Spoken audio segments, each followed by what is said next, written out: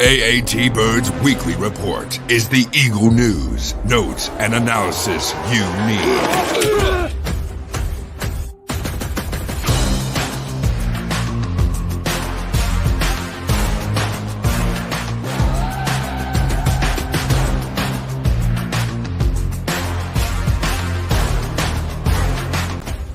Quick, he's going to go. Putting him in the front, and they stop him again. Go back. He looks, fires for the end zone. Intercepted. The 20, the 10, the 5. Touchdown. Matt Ware. Midfield. He's going to go. Deshaun Jackson. He steps up his head and falls forward. And he fumbles the football, and the Eagles have it. It's gone. And the Eagles win. It's all birds, all the time. And welcome to another edition of the AATBirds Weekly Report. I myself, Johnny Ulecka, is joined as always by Chip at Chip for the Birds, and we have special guest JC Allen at JC Allen NFL for Bucks Game Day.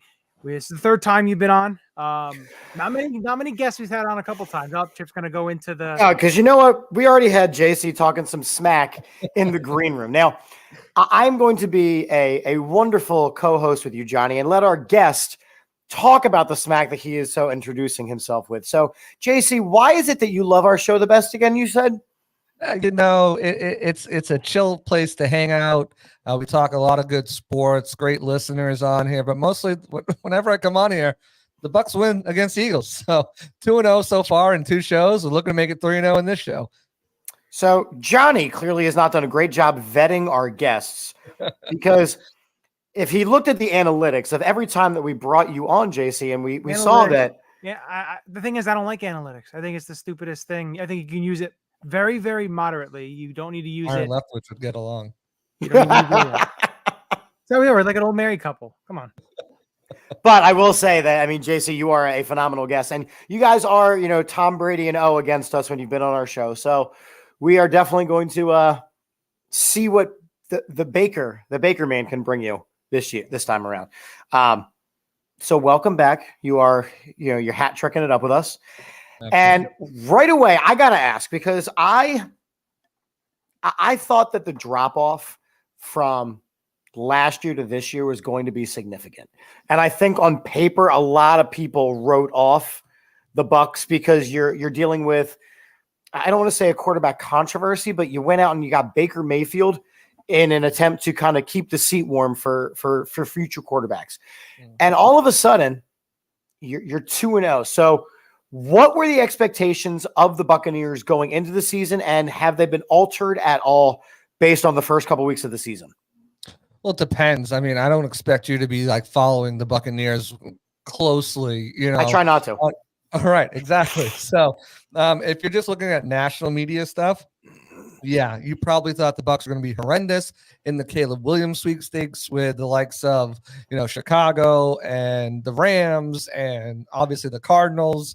But if you were on the local beat, which is I am, you just looked at the team and said, there's way, way, way too much talent on this team for them to lose that many games, to lose more games than the Cardinals, the Texans, the Bears, etc. So you look at Mike Evans, Chris Godwin on the offense. You look at guys like Tristan Wirfs on the offense. On the defensive side of the ball, Vita Vea, Levante David, Devin White, Shaq Barrett, Carlton Davis, Jamel Dean, Antoine Winfield Jr., the little pickups they made with Ryan Neal, who was the best safety in all of football, according to Pro Football Focus last year.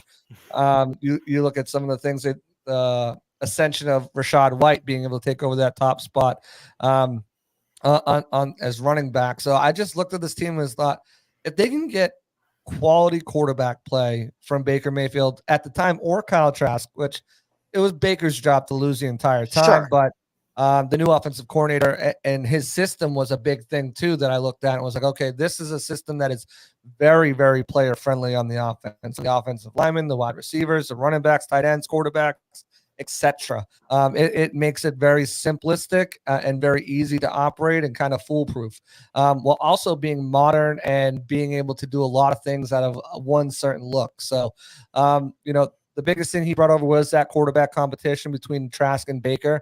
At the start, it was Baker's job to lose in the beginning. Trask started to heat up a little bit.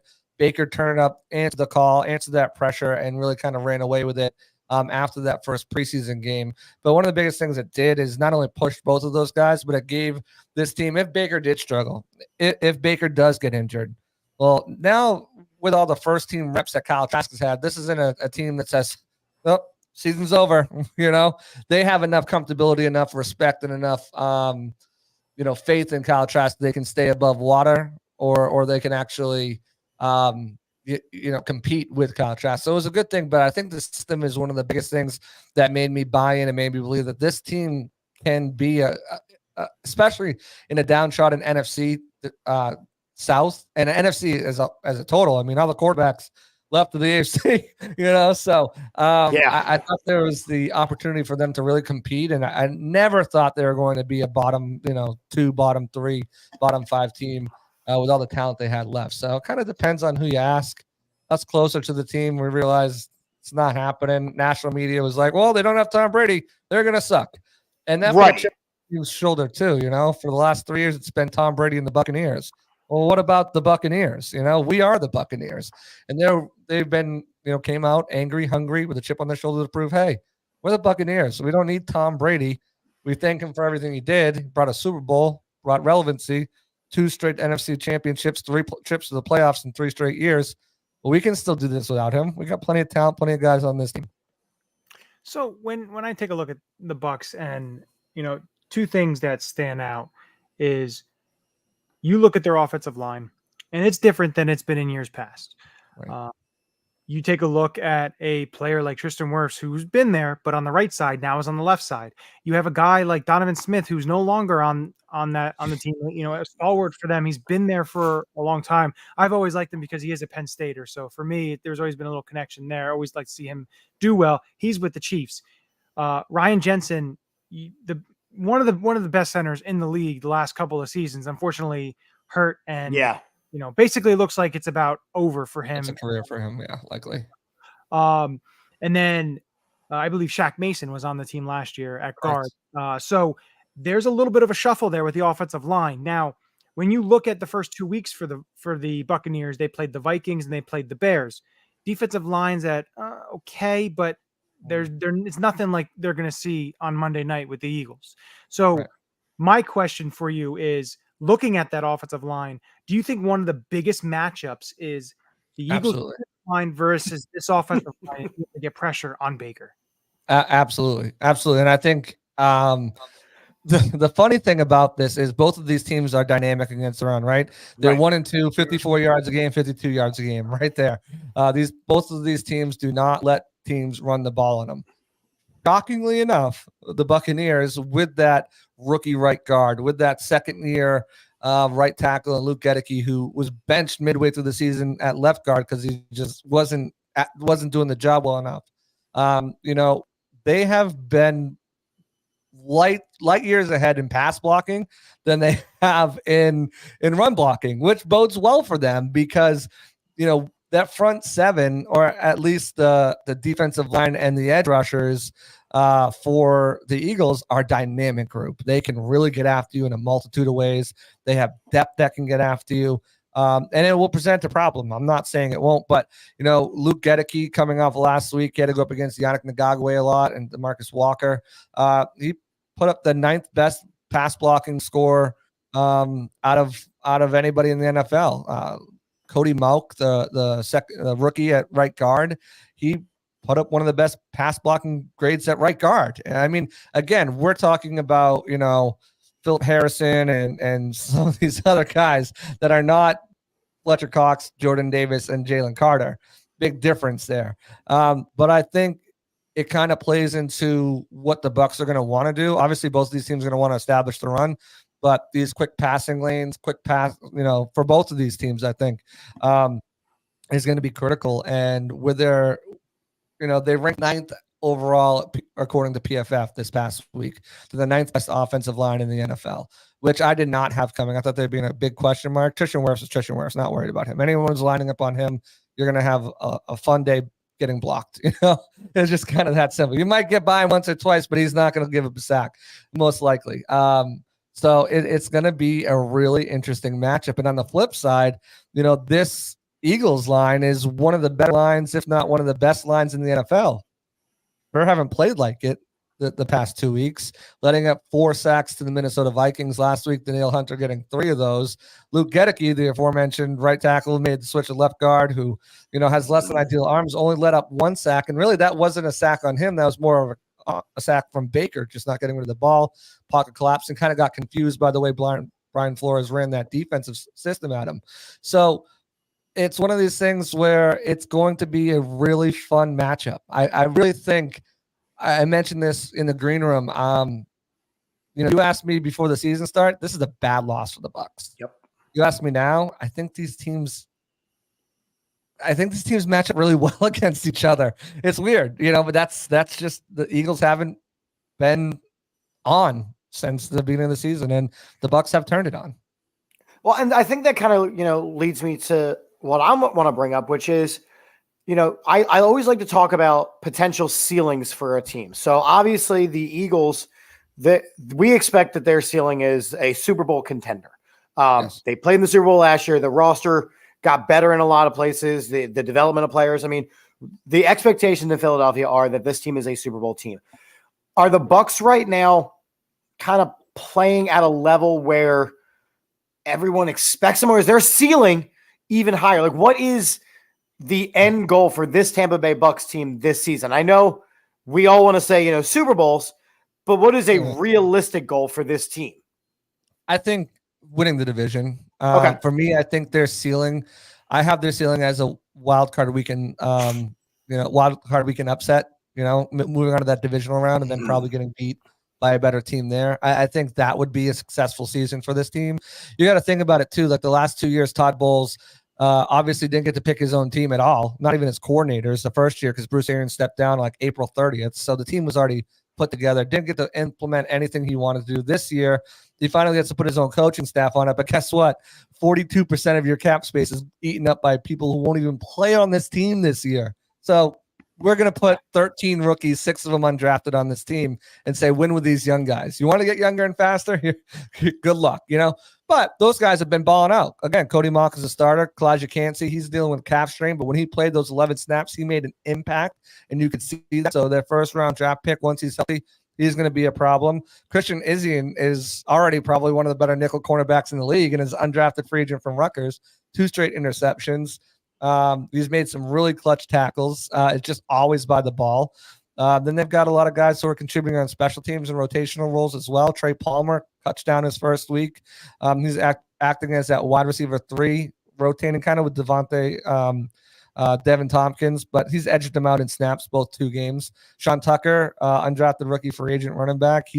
He's got so much potential. There's probably one of the fastest guys on the team. So they've added all those, but still he wasn't able to go out there and say, I want this guy or I want that guy and spend the money and build his own team. So, with that being said, I think when you look at this Bucs team, once they're able to do that, the biggest thing is quarterback. If Baker's that guy, right, you pay him and you're all set. Now you can start to build that team around him, but that's going to be a big part of it. And if they can get to that divisional, round, it's going to be a selling point. Like, okay, the Bucs got something here, and I think that's what they would like to. Obviously, they want to win a Super Bowl, but win the division, maybe upsetting the wild card, get to the divisional round would be, I think, make fans ecstatic, honestly. Right. So when I take a look also at the injury situation, now, of course, both teams are dealing with some sort of injury woes when you look at the reports, especially from last week. Now, going into this week, hopefully the Eagles are able to get James Bradbury and Reed Blankenship back for their secondary because you're going up against 2 very talented receivers in Mike Evans and Chris Godwin. Now, when you look at the opposite side, what's the health status on Carlton Davis and some of the other injuries? Like you said, Kalijah Cansey has a calf strain. Right. Other injuries for the Bucs that would be concerning in terms of matchup-wise with the Eagles and their positions. Yeah, so Carlton Davis is likely to miss this game with turf toe. He's dealing with that he suffered week 1. We know that's usually a 3-week minimum type of injury to heal from. I don't think he plays again until after the bye week. Especially with the way Zion McCollum stepped in, made some good plays, got bailed out by some of the teammates. But I think they'll probably sit him this game and next game. I don't expect him to be back. The Buccaneers just elevated. They put Chase Edmonds on injured reserve, so they'll be using Keyshawn Vaughn as that number 3 running back. But to take his place while he's on IR, they signed defensive lineman Patrick O'Connor to the active roster. Now they have 7 defensive linemen on their active roster right now. Obviously, Kalijah Cansey's injured. I think to me that says they didn't want to burn his second elevation, and Kalijah Cansey might not be ready to go. So I wouldn't expect Kalijah Cansey. We'll see how he progresses during the week. There's a chance week 1 he only practiced Friday and played. There's a chance that could be a similar situation that happens this week. But if I'm the Eagles, I'm counting on Carlton Davis definitely being out and potentially Kalijah Cansey as well. Other than that, this team is fairly healthy. Servassier Dennis might not go, backup linebacker dealing with a hamstring. He's a rookie 5th round pick. Is kind of like that number 4 linebacker on the team right now, special teams only. So I mean that's not a huge loss for them. But I think that's what you're looking at really. No one else came out of that game really banged up or dealing with anything. So I know on your side you just lost Avonte Maddox, the 2nd straight week in a row that the Buccaneers will be going up against a team that lost their starting nickelback. Unfortunately, the Bears lost their starter and their backup and had to elevate some dude from the practice squad. I don't think you guys are at that level yet, but we are not. Well, the Bears are at their own worst enemy, their own mess. So they're a whole dumpster fire over in Chicago. A different story, but yeah. So I think 2 big key members missing from the secondary for both teams. Avonte Maddox, I think he's not the best corner in the world, but he's a hustle player. And if Very they want physical, but too small to be that physical, that's what. Unfortunately, that's what it's just the truth. Great as nickel, and if they decide they want to play around and put Evans played a lot in the slot last week. If they want to put Chris Godwin in the slot, it's going to be a very difficult matchup for their backup.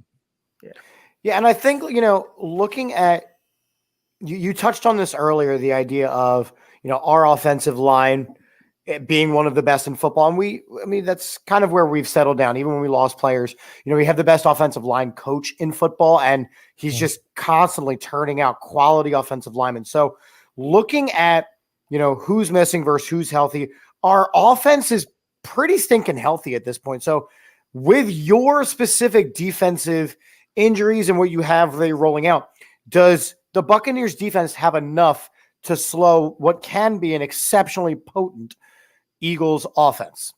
Yeah, I think obviously we talked about the run defense, right? I don't think Kalijah Cansey's not going to make a big make or break. He's more of that pass rushing guy. He's still learning how to be a run defender in the NFL. He's undersized, great effort. But I don't think their run defense is going to make or break without him. What I think really is working in the Bucs' favor is that offensive line hasn't played the best it can to its ability, but Jalen Hurts, according to you look at Dante Culpepper and or Donovan McNabb rather, he's saying that he's 60 to 70%, and when you watch the last 2 weeks, he doesn't look like the same guy who brought you guys to the Super Bowl last year. So, if he's banged up a little bit, that takes a little bit away from their ability to move the ball effectively, especially with, even though Carlton Davis is going to be out, Jamel Dean's still a really good cover corner. And I think they have they can put the pressure on to kind of, we saw what they did last week with Justin Fields, limiting him as a rusher, one of the most dangerous rushers in the league as a quarterback. Jalen Hurts right there is a really dynamic runner. If they can limit him and make him more of a pocket guy and get that interior pressure and to kind of collapse the pocket and push him to the outside, not to run, but to just try to scramble. And Shaq and Joe Barrett looked amazing last week. It could be a situation where he's thrown off his game. And I think that's part of the reason why I think this could be a lot closer game than what many expected going into this week. Like I said, the Bucs defense is playing lights out. I don't see them slowing down or stopping. They've found a way to limit Jalen Hurts the last 2 times they've played him. So, obviously new offensive coordinator over there for you guys. So maybe it's a little bit different. But I don't know. I mean, I'm talking myself into this more and more, the more I kind of do, tape and write my articles about it. It's really funny listening to you talk yourself into this, because I remember the Eagles playoff game against Tampa Bay. We did the same thing. We talked ourselves into, oh man, if it was anybody, like let's make it Tampa Bay, because that's the team that we have a chance beating. And this is what, and then it was Jalen Hurts' first playoff game, and he looked very much like a first time playoff quarterback. And it's just very reminiscent of that, hearing the way you talk. Now, again, not saying that anything that you're saying is not going to come to fruition and be true. It's just amazing the difference that a couple of years can make in the NFL. Or Tom Brady. Or Tom Brady. So I think another thing that I want to bring up is when the Eagles played that playoff game, and after the fact, you saw the defenders especially the secondary for the Bucs saying, and Todd Bowles even saying, I believe, was, can't read defenses, can't read defense. To me, you definitely know that's in the back of Jalen's mind. He's determined, and he's the type of person, when he's determined to do something and to show, he pretty much does it. And to me, I think there's extra motivation on his part to go back to where that game ended, your first playoff loss, where you played not very good at all, to then basically that's one more box he wants to check to make sure that, it's not the same team. We know that, we understand that, but it is the same head coach, a lot of the same defensive secondary. There's still the same defenders, a lot of the same defenders still there. But it's something that it's probably on his mind, that he wants to, I'm not going to say it publicly, but of course It is a box that he wants to check to be able to show, hey, listen, we're not the same team. Yes, the offense has struggled, but when you take a look at like the team offensive snaps, now the offense is not clicking by any means, yet they're averaging 28 or 29 points a game. And I'm not even worried about the way that they're averaging points. I'm worried about the way they look right now. This Eagles offense is not doing what it's supposed to be doing. No, they're not. And I think, to counter Jalen's motivation, the Bucs are playing at home. They only have one Monday night game all year long. Everyone gets a Thursday night game, so it doesn't really matter. They have one primetime game. This is their only primetime game. We're at home. We're being counted out. We're 6.5-point underdogs. Nobody thinks we can beat this team. They went to the Super Bowl last year. There's going to be motivation on both sides. So I don't know how much motivation is going to factor into it. Teams that they're still kind of, say, you look at the power rankings, some people still have them, in the 20s right now, behind the Falcons, behind the Saints. They have plenty of motivation. Again, this isn't the same team. This is not Brady and the Bucs. This is the Buccaneers. We're a cohesive unit. So I think the motivation is going to be on both sides. It's just going to come down to who executes better. Both of these teams are going to get pressure on the quarterback. Both of these teams have a dynamic outside wide receivers. Both of these teams have questions in the running game. Obviously, I think the DeAndre Swift kind of he went off last week and definitely did better than what Rashad White did, but I'm not sure. You look at these two running games. Historically, the Eagles have had a really good running game, but they haven't gone up a defense like the Bucs. I just think these two teams, again, I think on paper, if you were looking at these two teams next to each other, you're looking at the Eagles every single day. But fortunately, the game isn't played on paper, and from the eye test and what I've seen the first 2 weeks, the Eagles look like they can be beaten. I'm not saying they will be. I just say they look like they can be beaten. And the Buccaneers have been playing good enough football where if they can do the right things, the defense holds them to under 20 points. The offense can get 20 points. It's one of these situations where there's a chance where before I would say there's no chance. So with that, talking about the game, I want to get two different predictions from you. So I'm not sure if you want to do a game prediction and give us. Gotcha. We could do. He already gave me a score. I already know what he's doing. And then we can do something we call the Ulecka Lock. Basically, is something that it's like a stone cold lock, but named a little differently. It doesn't have to be this game. It could be any game on the NFL slate. It could even be a college game. And whatever you think is definitely gonna happen. Okay. So this week's score prediction, like I said, I think this is a team that can be beaten. And I think the Bucks have been playing extraordinary football. Just coming from where they are. This offensive install, the full install in the offense, isn't even in yet. They're still learning the playbook. They're still learning this offense. It's been a very slow install. There's still things that the offensive coordinator is holding back from because, it just doesn't feel like the offense is ready to go. The defense has been playing lights out. The Eagles offense hasn't playing well. We've recapped all that. However, I still think this is the game the Eagles win. I do. I think it's going to be really close, though. I'm going 23-20 Eagles. The Eagles are going to win this game, but it's going to make pundits around the league pause on both of these teams. Say, wow, is this Eagles team for real? Do they have a Super Bowl hangover? Yes, they're 3-0, but they've done it very sloppily. Can they start to pull away later in the season and really kind of have those signature wins? And other people are going to say, well, this Bucks team hung with the Eagles. And it could be something where the Eagles win late, right? Bucks are up. Right. The Eagles come back and they win late. Maybe the Bucks are up by a touchdown late and the Eagles, come back, get that final touchdown and win the game. I think it's kind of that situation where the Bucks almost have it, but there's a lot to build on from this. It's a lot to build on from the loss. Whereas the Eagles, it's not a pretty win. You take it, you get on to the next one, but there's a lot of we've got some soul searching to do because we should not have almost lost the Buccaneers, type deal. So I think it's close, 23-20. Eagles win this one. As far as my Ulecka lock this week, let me see. I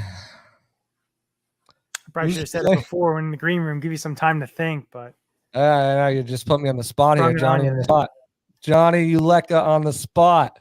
Give me 1 second. I think I'm gonna go with. We'll keep it NFL because I don't do college too much.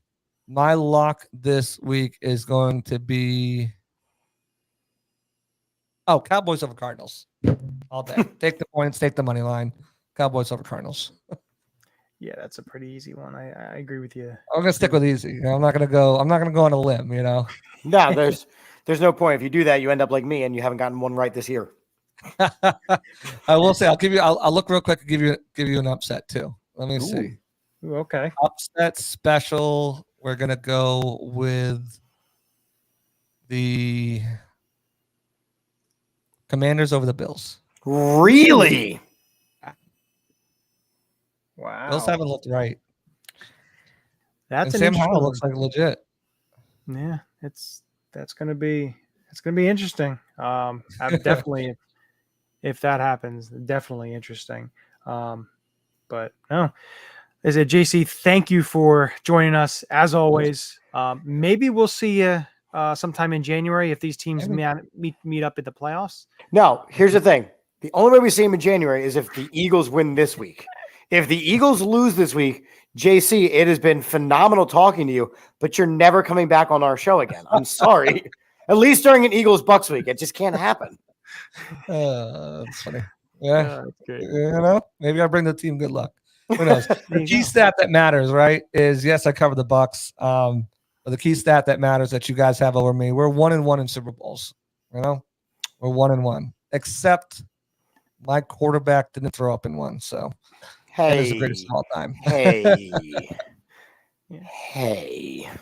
There's a lot more with that, but we won't get into that. No. But no, like I said, JC, thank you again. You do great work. Where can everyone find you? And just so give plug your socials and all. Yeah, absolutely. Find me on Twitter at JCAllenNFL. We're one-stop shop for all things Bucks, whether it's my content, whether it's polls, whether it's weekly stuff like that, anything the Bucks or stat analytics. If you're one of those fans that just want to keep up with football, if the Eagles disappeared, you'd still be a football fan and you want to just know what's going on at all times with teams around the league, give me a follow. I always appreciate that, especially this week if you want to be dialed in. You can find all my work at Bucks Gameday, powered by Sports Illustrated, so at Bucks Gameday. And other than that, guys, it's always a blast to come on here, chop it up with y'all. Hopefully I won't be back ever again. Bucks Eagles week. But if I'm not, it's certainly been a blast chilling with you guys. JC, appreciate you, man. Thank you. Thank you. So my biggest concern going into this game, like the injuries are something that the Eagles did not have to deal with last season. And it's injuries that I'm actually concerned about over the course of the remaining part of the season. Like, again, Avonte Maddox, it's a loss. You know, that's a loss. We have questions still at the linebacker position. Now, I think we had players play pretty darn well last week, but it's still a question mark. And now you're starting to see, you know, other injuries popping up. I will say the biggest move that the Eagles could have made. I was about to say, we could bring up the move that made it with you. Aaron Siposs is gone. Aaron Siposs is gone. Brady and Mann unlike the rest of the NFL, who is kind of poaching Eagles players, ain't nobody signed Aaron Siposs. We'll have to see about that. But I was a little surprised. I thought the Eagles would use the third elevation. He's bad. He plays bad. There's no more elevations needed. It's bad. Like Sirianni did talk about it, and they did mention what led into it. You know, you brought him in, you know, with the season, knowing everything and all that.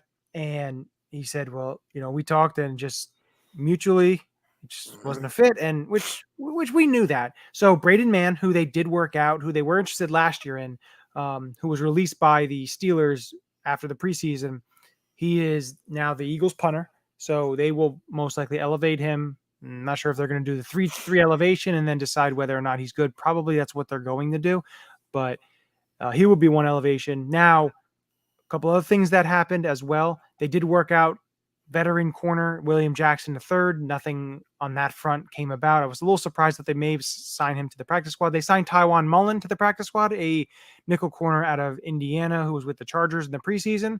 So they added him to the practice squad. Brady Russell, the tight end, was signed by the Seahawks. So another open spot, which Kyron Johnson, the linebacker who's been on and off the practice squad a couple times already, he is back. They IR'd Avonte Maddox, which we knew that with the pec injury. Knew it was happening. He's going to most likely miss the season. If it's a partial tear, there is hope that maybe he comes back in the playoffs. If it's a full tear, there's no way he does come back. So, of course, that's something you have to keep an eye on. But they put him on IR. They elevate Britton Covey to the 53, which you don't have. That's his last elevation, right? Well, no. He's now signed to the 53. Got it. It wasn't his third. It was. So he is now on the 53-man roster, which to me, I do know that Quez Watkins did have a hamstring injury. I think this is just in case to have an extra wide receiver body, not to have to use. They could use an elevation for a different player, whatever that may be. Maybe it's a somebody else on the practice squad there, and they signed a running back, Bryant Kobach from, I believe he was from Toledo, played with the Vikings and the Seahawks training camp stuff. Just another body to have on there on the practice squad, you know, with Trey Sermon now being released from IR and signing with the Indianapolis Colts. You don't have an option to bring another running back. So for me, it's, you know, that's all good and well. It's, of course, the practice squad's always going to evolve. I do expect them. I do think that they're going to go after a veteran nickelback corner. I understand you have Mario Goodrich there.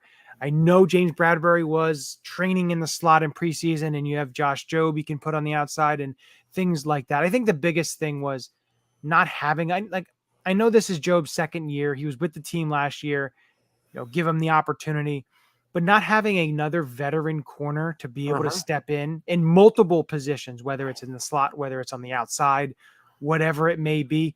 I think that's a little tough. And that's why I expected them to sign a veteran to the practice squad, just to have somebody, because you want somebody with the experience who can play inside, outside, because listen, this game is grueling. We said it multiple times, and I'm going to keep bringing it up probably a lot this year. This team isn't going to stay as healthy as it was last year. That's just not the way it's going to happen. We know that, and we are already seeing it. You're seeing it with Nakobe Dean going IR. You're seeing it with Avonte Maddox now on IR. You having to bring up guys, Nicholas Morrow, Mario Goodrich, guys that are going to have to step up. It's just the way that it is. So, you know, Kenny Gainwell going out, DeAndre Swift coming in, making a big impact. You know, it's going to be interesting. But looking at this game on Monday night, and I think a lot of people talking themselves into the Bucs. Right. To me, it's who the Bucs have played. Like, I understand Eagles played the Vikings as well. But Kirk Cousins had 344 yards on them and still lost by 3. So it's. And I don't think you can look at week 1. I mean, I think you have to for the purpose of standings. But when a lot of the time starters aren't playing in the preseason, I don't think week 1 is a fair assessment. The Bears are just straight garbage. The Bears are a bad football team. Justin Fields is not an NFL quarterback, and I've been saying that for years. Did you see the video? Brian Baldinger did it. His breakdown. Yeah, he can't read it off. That's a guy that can't read it all. A defense. Rashawn Johnson, the running back, was running straight down the field, wide open, and it was an easy throw there. If he doesn't make the touchdown, which he probably would just walk in for a touchdown, he would get a big gain. What did he do? He just crept up in the pocket, got sacked. So, to me, I understand he's been a little quick sometimes out of the pocket to run and do different things and certain things. He's a totally different quarterback. And I feel if there's something open like that, Jalen's going to take it. And I understand they have a nickel corner who's playing great, everything along the lines of that, a rookie undrafted guy. But if you're putting Zion McCollum and stuff like that and not Carlton Davis, it's going to be. The Eagles have far too many offensive weapons.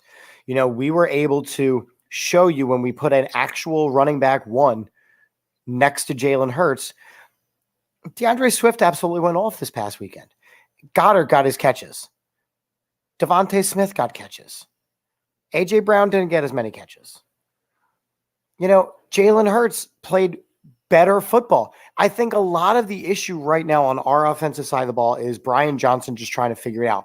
If he figures it out, there's not a lot of teams in football when we are healthy that can stop us. And looking at this Bucs team, they don't have the firepower to keep up with us. Now, you were mentioning a lot about the idea of signing a veteran corner, bringing a veteran corner up. This week we're going up against Mike Evans and Chris Godwin. If there's an injury to Slay or Bradbury, those are 2 solidly, really, really great wide receivers.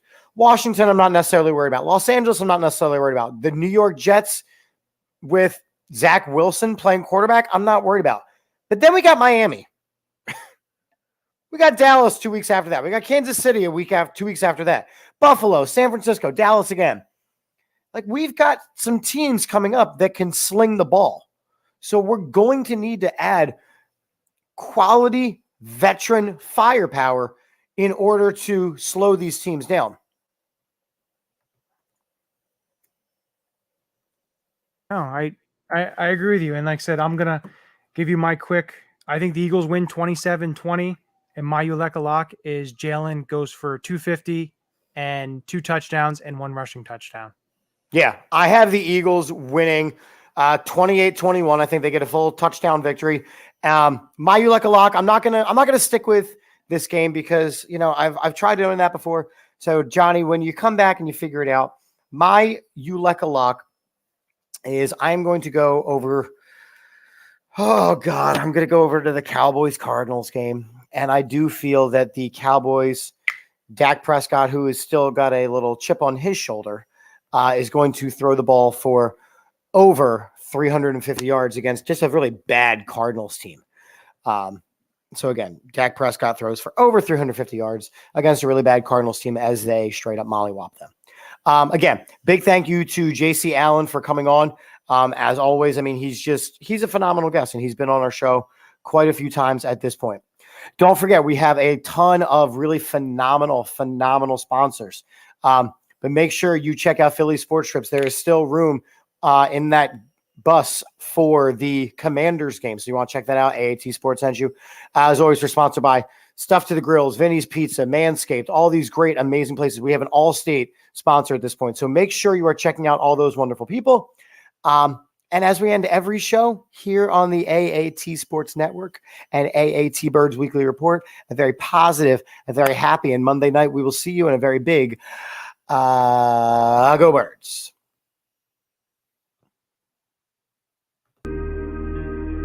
This is Matt Ware. Hey, for all the Eagle content you need, go follow All About the Birds. They do a damn thing. Check them out. Hey, Eagles fans, I may be in Tampa, but I know where to find the best Eagles content out there. Check out my friends at All About the Birds. Philadelphia, what's up? This your boy Freddie Mitchell, a.k.a. Fred X. It's all about the bird.